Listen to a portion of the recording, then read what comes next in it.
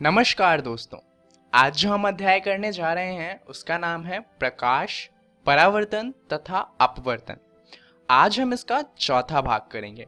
तो चलिए जानते हैं कि इस भाग में हम क्या क्या जानने वाले हैं। तो इस भाग में हम पहले बात करेंगे अपवर्तन की और उसके बाद हम जानेंगे अपवर्तनांक क्या होता है। पर ये जानने से पहले आपको लास्ट वीडियो में एक होमवर्क दिया गया था जहां पर आपको एक सवाल सॉल्व करके लाना था। तो अगर आपने वो सवाल सॉल्व कर लिया और आपका सही उत्तर आ गया तब तो बहुत अच्छी बात है, परंतु अगर आपसे वो सवाल नहीं हो पाया तो चलिए देखते हैं कि उस सवाल को करना किस तरीके से है। तो सवाल था कि किसी ऑटोमोबाइल के पीछे का दृश्य देखने के लिए उपयोग होने वाले उत्तल दर्पण की वक्रता थी 3 मीटर और एक बस इससे 5 मीटर की दूरी पर स्थित था।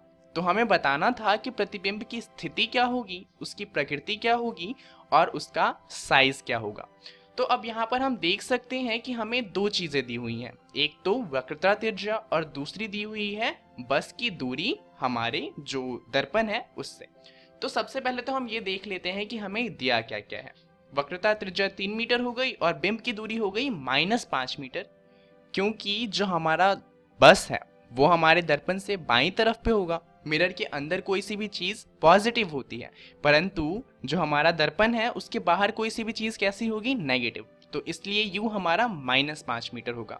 अब हमें प्रतिबिंब की दूरी निकालनी है और हमें जानना है कि इसका आवर्धन कितना है, और हमें ये दोनों बातें नहीं पता। तो चलिए देखते हैं कि इसका उत्तर किस तरीके से होगा। अब सबसे पहले हमें निकालना होगा फोकस दूरी, क्योंकि फोकस दूरी के बिना तो काम हो ही नहीं सकता। परंतु फोकस दूरी दी नहीं थी, पर हम ये जानते हैं कि फोकस दूरी वक्रता त्रिज्या की आधी होती है। तो फोकस दूरी हो जाएगी 3/2 यानी कि 1.5 मीटर। और अब हम इसके अंदर दर्पण का सूत्र लगा सकते हैं। तो दर्पण का सूत्र था 1/v प्लस में 1/u बराबर होता है 1/f। तो हम इसको कुछ इस तरीके से भी लिख सकते हैं, क्योंकि हमें v की वैल्यू नहीं पता तो उसको एक तरफ रखते हैं और बाकी दोनों वैल्यू को दूसरी तरफ ले जाते हैं।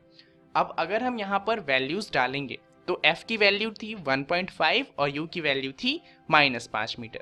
इसको सॉल्व करने पर हमारे पास आएगा 1/1.5 प्लस में 1/5, जिससे वैल्यू आ जाएगी 6.5 अपॉन में 7.5। पर यहाँ पर ध्यान दीजिए कि ये जो वैल्यू आई है ये 1 में v की है। तो v का वैल्यू क्या होगा, इसका जस्ट उल्टा, यानी कि v की वैल्यू हो जाएगी 7.50 अपॉन में 6.50। जिसको सॉल्व करेंगे तो हमारे पास उत्तर आएगा प्लस में 1.15 मीटर। अब प्रतिबिंब की दूरी प्लस में आई है तो हम कह सकते हैं कि प्रतिबिंब दर्पण के पीछे बना होगा, और पीछे बना होगा तो हम क्या कह सकते हैं कि जो हमारा प्रतिबिंब होगा वो आभासी होगा, और सारी आभासी चीजें हमेशा सीधी होती हैं। तो आभासी होगा और सीधा होगा, परंतु अभी भी हम उसके साइज के बारे में कुछ नहीं बता सकते। तो इसलिए हमें क्या निकालना होगा, हमें निकालना होगा आवर्धन। और आवर्धन का फॉर्मूला क्या होता है, आवर्धन का सूत्र होता है h' अपॉन में h। परंतु हमें यहाँ पर ना तो बिंब की ऊंचाई पता है और ना ही प्रतिबिंब की, तो यहाँ पर हम इसका दूसरा सूत्र इस्तेमाल करेंगे जो है माइनस में v अपॉन में u। अगर हम इसका इस्तेमाल करेंगे तो हमें वैल्यू मिलेगी माइनस में 1.15 अपॉन में -5। यहाँ माइनस से माइनस कैंसिल हो जाएगा और हमें जो वैल्यू मिलेगी वो होगी प्लस 0.23 मीटर। तो क्योंकि ये 0.23 है यानी कि 1 से कम है, हम कह सकते हैं प्रतिबिंब बिंब से छोटा होगा। तो हमारा उत्तर आ जाएगा प्रतिबिंब आभासी है, सीधा है तथा साइज में बिंब से 0.23 गुना छोटा है। चलिए ये सवाल तो हुआ खत्म। अब शुरुआत करते हैं जानते हुए अपवर्तन को। अब अपवर्तन सिर्फ उन चीजों में होता है जो पारदर्शी होती हैं, और ऐसा इसलिए होता है क्योंकि हम जानते हैं पारदर्शी चीजें पारदर्शी इसलिए होती हैं क्योंकि उनसे प्रकाश की किरण दूसरी तरफ जा सकती है। परंतु प्रकाश की किरण जब इन चीजों से, जितनी भी पारदर्शी चीजें होती हैं, इनसे दूसरी तरफ जाती है तो होता क्या है कि प्रकाश की किरण उतनी तेज नहीं हो पाती जितनी तेज वो हवा में थी। और इस वजह से क्या होता है कि ये किरणें सीधी नहीं जाती बल्कि थोड़ी सी मुड़ जाती हैं। और ये जो प्रकाश की किरण का मुड़ना होता है इन चीजों की वजह से जो पारदर्शी है परंतु हवा नहीं है, इसे ही कहा जाता है अपवर्तन। अब जो प्रकाश की किरण है वो किस तरफ मुड़ेगी, चलिए ये जानते हैं। तो हम जानते हैं कि दो तरह की चीजें होती हैं, एक सघन माध्यम होता है और एक होता है विरल माध्यम। अब अगर हम उदाहरण के लिए ग्लास की बात करें तो ग्लास सघन होता है अगर हम उसे हवा से कंपेयर करें। तो यहाँ पर हम पहले देखते हैं जब कोई सी चीज विरल माध्यम से सघन में आती है, तो अगर कोई आपतित किरण मान लीजिए विरल माध्यम से सघन माध्यम में आ रही है, तो जहां पर ये सघन माध्यम से टकराएगी वहां पर हम एक परपेंडिकुलर लाइन खींचेंगे जिसे कहा जाता है अभिलंब। और यहाँ पर जो किरण होगी अपवर्तित किरण, वो अभिलंब की तरफ मुड़ जाएगी। ऐसा होता है जब विरल माध्यम से कोई चीज सघन माध्यम में आती है। अब इसका बिल्कुल ही उल्टा होता है जब कोई चीज सघन माध्यम से विरल में आएगी, तो यहाँ पर भी आपतित किरण आएगी तो सबसे पहले हम एक अभिलंब खींचेंगे। अब क्योंकि किरण सघन माध्यम से विरल माध्यम में आई है तो इस बार ये अभिलंब से दूसरी तरफ मुड़ जाएगी, और ऐसा होता है जब किरण सघन माध्यम से विरल माध्यम में आती है। तो यहाँ पर दो बातें साफ हो जाती हैं। पहली बात, जो किरणें मुड़ती हैं ऐसा इसलिए होता है क्योंकि अलग अलग माध्यम में जो हमारी प्रकाश है उसकी गति अलग अलग होती है, और ये किस तरफ मुड़ेगा ये इस बात पर निर्भर करता है कि जो किरण है वो सघन माध्यम से विरल में आ रही है या फिर विरल से सघन में जा रही है। चलिए अब अपवर्तन के कुछ नियम देख लेते हैं। दरअसल अपवर्तन के सिर्फ दो नियम ही हैं, और पहला नियम तो वैसा ही है जैसा हमने परावर्तन में पढ़ा था। ये है कि आपतित किरण, अपवर्तित किरण तथा अभिलंब तीनों एक ही तल में होते हैं। तो यहाँ पर तो ज्यादा कुछ समझना नहीं क्योंकि ये वही है जो हमने पढ़ा था परावर्तन के केस में। दूसरा केस थोड़ा ज्यादा इंपॉर्टेंट हो जाता है। दूसरा केस जो है उसके अनुसार अगर I आपतन का कोण हो तथा R अपवर्तन का कोण हो तो साइन I अपॉन में साइन R जो होता है वो एक कांस्टेंट होता है, यानी कि एक फिक्स वैल्यू होती है जो नहीं बदलेगी।